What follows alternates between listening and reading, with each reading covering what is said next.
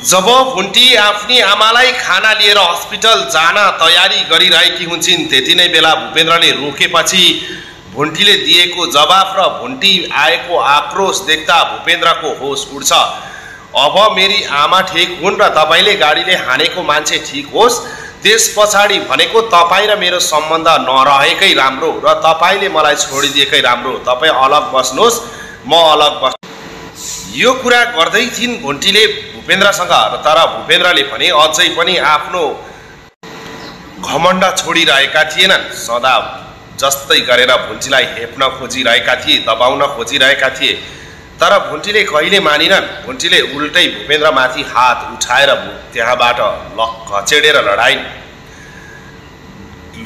धकलेर लडाइसकेपछि भूपेन्द्रले पनि यस्तो सोच्न थाले कि अब भुन्टीसँग सकिँदैन भन्ने कुरा, तर पनि यसलाई जसरी हुन्छ गलत साबित गराउँछु र जेल हाल्छु नै भन्ने पुरा परिवारले प्लान बनाइसकेका थिए र भुन्टी उम्केर जाने ठाउँसम्म पनि थिएन।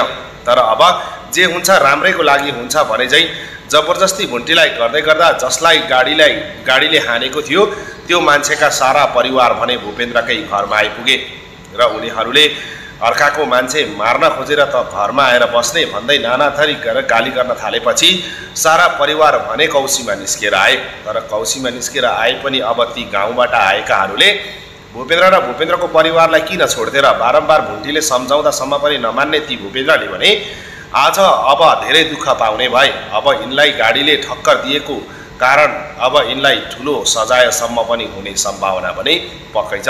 हस्पिटलमा लगेर लावारिसै तरिकाले छोडेर घर फर्केर आए। आफ्नै आमा बिरामी भएर रुङ्न बस्छु भन्दासम्म पनि भुन्टीलाई बस्न नदिएर आफ्नै दाइसँग बात लगाएर भुन्टीलाई त्यहाँबाट लिएर आए। तर भुन्टीलाई अझै पनि घरमा आएपछि पनि टोकालीसँगको तेरो सम्बन्ध के हो भन्दै अझ ठुला ठुला कुरा भने भूपेन्द्रले गरिरहेका छन्।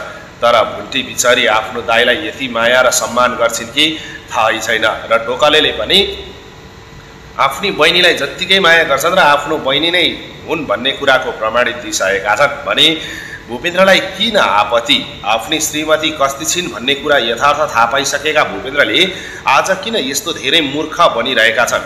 के साँच्चीकै अब सुकुमाया नाइसम्म यो कुनै पनि कुरामा मेलमिलाप नहुने नै हो त? सुकुमायाले आएर कडा कारबाही नगरिन्जेलसम्म यिनीहरूको होस ठेगानमा नआउला जस्तो देखिँदैछ। तर सुकुमाया कहाँ छिन् भन्ने कुरा कसैलाई थाहा छैन। कुन दिन न कुन दिन भने सुकुमाया पक्कै आउने छिन् र यिनीहरूको सारा काला करतुतहरूको पर्दाफास गर्दै यिनीहरूलाई सबैलाई जेल पठाउने छिन्। त्यस पछाडि ढुक्कै हुनेछ। तर त्यतिन्जेलसम्म भने भुन्टीले धेरै दुःख पाउने र भुन्टीलाई धेरै हेप्ने र पेल्ने गरिरहेका छन्। भूपेन्द्रका दाइ त अलिक सोझो र इमान्दार झैँ देखिन्थे, तर अहिले भोलि बिहानै भुन्टीलाई चौकी लिएर जानुपर्छ भनेपछि भुन्टीलाई दाइले सम्झाएका कुराहरू याद आउँछ। हुन पनि हो, आफू एक्लै छु र उनीहरू सारा परिवार र जो आरोपी छ त्यो जेलको पनि उनीहरूसँगै मिलेर अघि बढिरहेको छ भने म कसरी अब यिनीहरूलाई जित्न सक्छु र मलाई जसरी पनि यिनीहरूले फसाउने छन् भन्ने कुरा भुन्टीलाई र भुन्टीको दाइलाई भने लागिसकेको छ। तर भुन्टीका परिवारलाई भने केही थाहा छैन यो विषयमा। भुन्टी सही ठाउँमा छिन्, इमान्दार ठाउँमा छिन् भन्ने, सही सलामत छिन् भन्ने मात्र थाहा छ। तर भुन्टी कुन अवस्थामा हस्पिटल आएकी हुन्, कसरी आएकी हुन् र त्यो हस्पिटल आउँदै गर्दा के भयो भन्ने कुरा भने परिवारलाई थाहा छैन। अब सुकुमायाको प्रतीक्षामा हामी सबै बसिरहेका छौँ। कहिले सुकुमायाको आगमन होला त र कहिले भुन्टीले न्याय पाउलिन् र यिनीहरूले भुन्टीलाई दिएको यातनाको सजाय यिनीहरूले भोग्लान् त? त्यो थाहा पाउन भने अर्को भिडियो हेर्नुपर्ने हुन्छ। र तपाईँहरूले हाम्रो च्यानललाई सब्सक्राइब गर्नुभएको छैन भने सब्सक्राइब गर्न नबिर्सिनुहोला। धन्यवाद।